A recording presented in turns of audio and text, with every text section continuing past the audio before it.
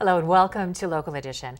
I'm Leslie Leyton. Well, the U.S. government is back in business and we have avoided default on our obligations, but where are we now and what can we expect come the first of the year? We did kick the can down the road somewhat. With us now is Congresswoman Gloria Negrete-McLeod. Thank you very much for being here. Thank you for inviting me again. So as we are taping this today, yesterday was the day that you decided to raise the debt ceiling and, until January, and put everything on hold until the beginning of the year. What can we expect to happen between now and the beginning of the year? Well, from here to there, there's some other issues that are going to be taken up in the legislature, which is the Farm Bill, which I've been appointed as a conferee, one of 29 members. So this is something really good for me. I'm a new member.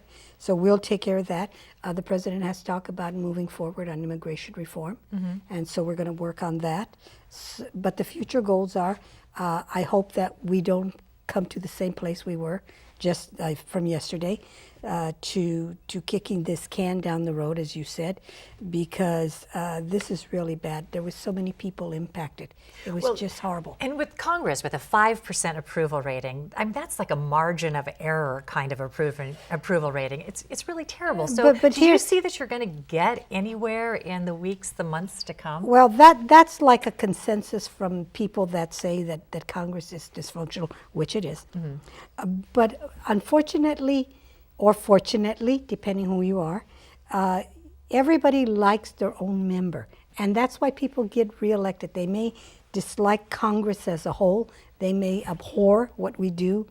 But when you come back and people get elected, they get reelected and reelected over and over. In a Republican area, a Republican's going to get reelected.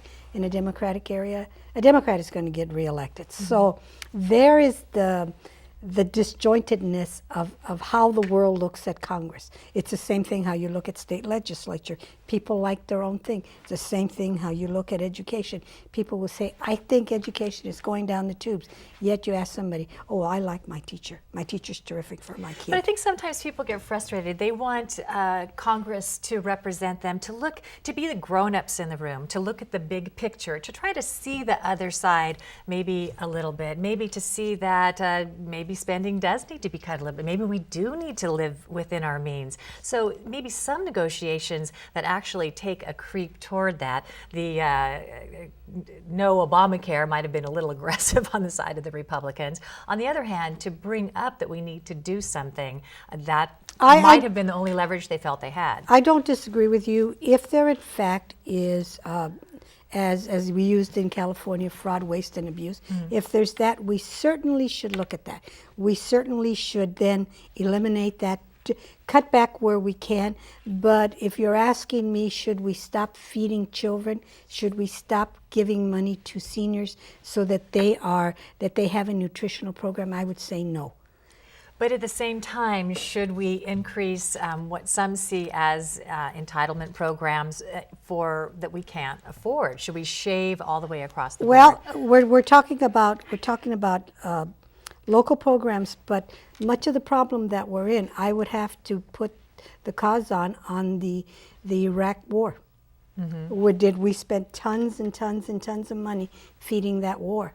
But has Obama made much of a change in the Iraq War himself? No, I mean, maybe this is a reality that needs to be dealt with there. Maybe that's it. Maybe then we bring our troops home.